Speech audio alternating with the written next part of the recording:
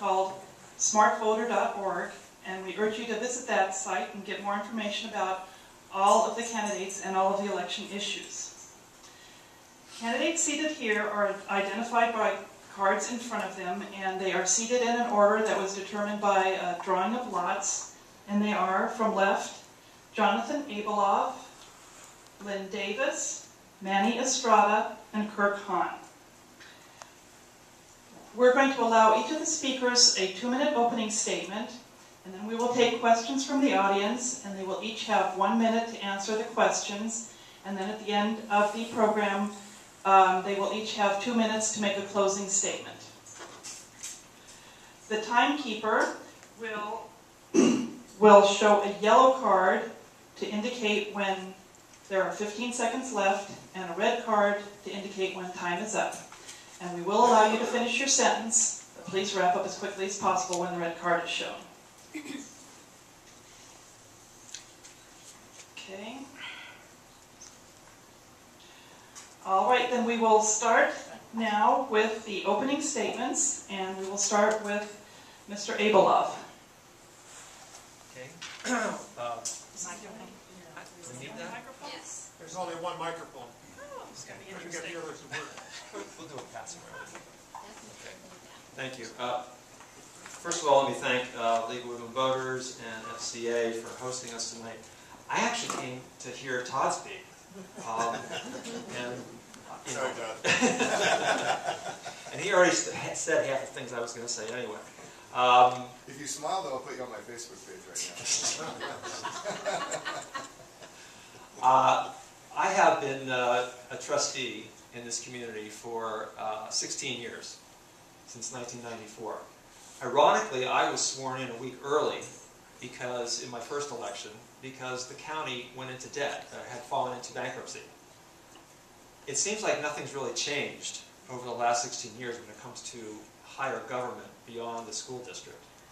But the other thing that hasn't changed in regards to the school district is you have a fantastic school district that you live in. You have a school district that is one of the few, or probably the only, that over the last 16 years has grown every year. And why has it grown? Because of the value and the achievement that the students are being recognized for within the community. And that's what draws people here. That's what drew my wife and I here in reading about the schools. And this has continued over the years. We have, when I first got on the board, we had 9,000 students. And now, 16 years later, we have over 23,000 students. Our budget has gone from $45 million to $165 million. And we have extremely transparent information. We're not the City of Bell. We're not Capo School District or Orange or any of those. You can go on our website, look at information.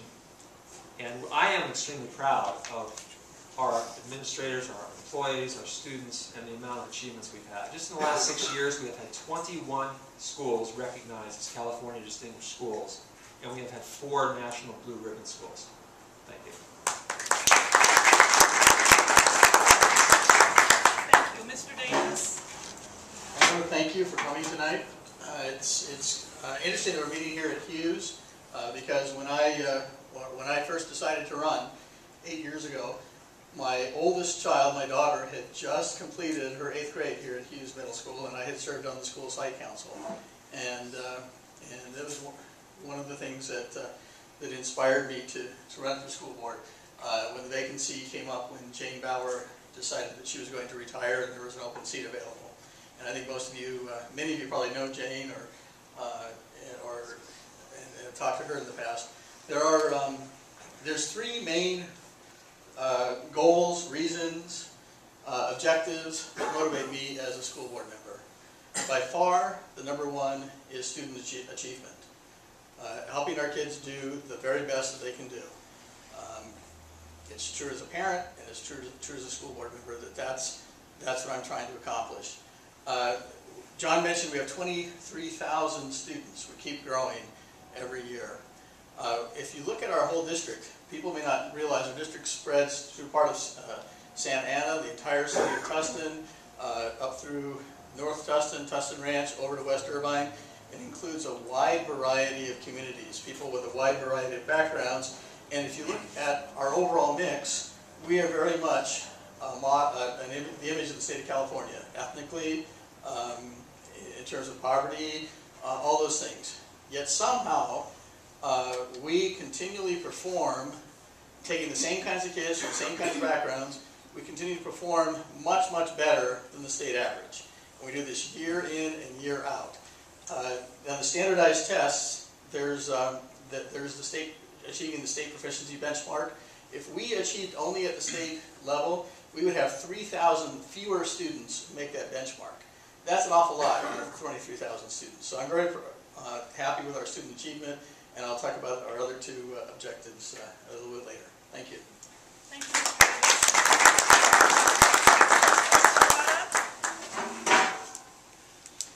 Yes, my name is Manny Estrada. I've been in this community for over 30 years. It's funny to talk about the growth. I remember I attended at middle school. I remember west of Browning there was nothing but fields. There was no housing, there was no stores, and all those things weren't there. And then luckily we do have the Tustin Air Base there that allows us to grow even more, so we didn't have to deal with declining enrollment. But my point is that I've been involved in Tustin for over 30 years. I graduated from Tustin High School. I've been involved, I worked for Tustin Unified for 17 years. I've been involved in education over 20 years. I've been at a negotiating table. I've been on campuses talking to parents, teachers, faculty, staff. I've seen a lot of changes over the years. I was involved in Measure G. I phone banked over here at the Realty office. This community has been my home for most of my life, and that's why I'm on board, because I know from the perspective of each level that we deal with. Johnson saying 21 distinguished schools. Well, that was partly because of those employees who are willing to work hard and are dedicated to the children of the community to make it a better community and make the schools better. So those 21 distinguished schools were partly due to the employees we have here in Tustin Unified. And because of that, I have that experience, I think we can build that communication, find ways to deal with the money issues, which we have so far, and to better our students and our community. And that's why I'm here. Thank you.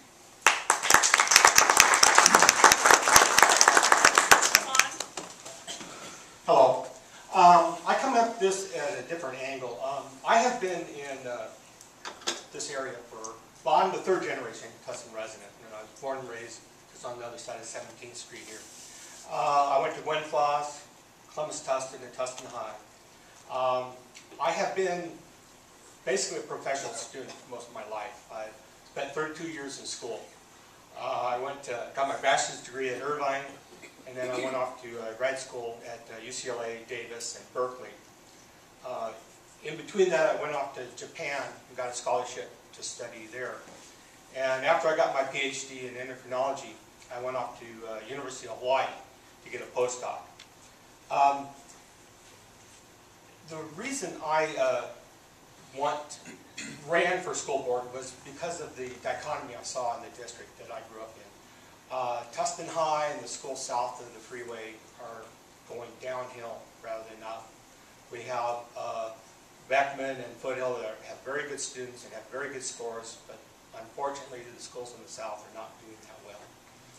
So I think my experience as a student and knowing how students are motivated, and I had some very good teachers in my year. My best teacher of all was my physics teacher at Tustin High. He taught me so well I didn't really have to study for physics in college. I already knew the information. And I have also been lucky enough to have 2 Nobel laureates as professors. So they have shown me what is necessary as a teacher and how to motivate students. So I'm here to try to help the students achieve their best and point out issues like in the math and science programs that really are not up to par and should be harder and easier for the students to take.